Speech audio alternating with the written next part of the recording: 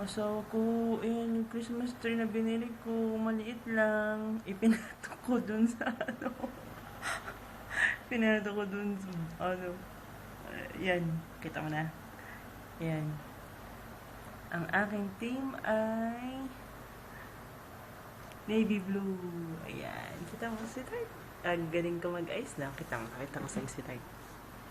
Nga mo, ako nagpili ng kulay niya. Navy blue, tsaka silver. Ang galing ko mag-ice na.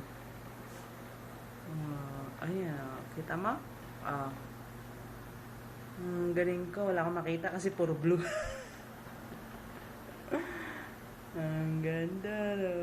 Ang galing ko, matutuwa si Marcus.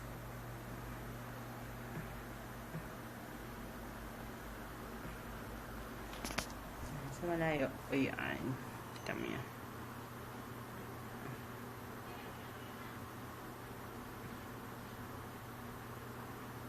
Mura lang bili ko. 350. 367. Plus na lang yung ano. Bali, nakaano rin ako sa mga pati yung dekorasyon. 100, 2, 3. Bali, 600 rin yung decoration. Ano? 300. Naka 300 ako sa decoration. 400 kasi pati yung Christmas light.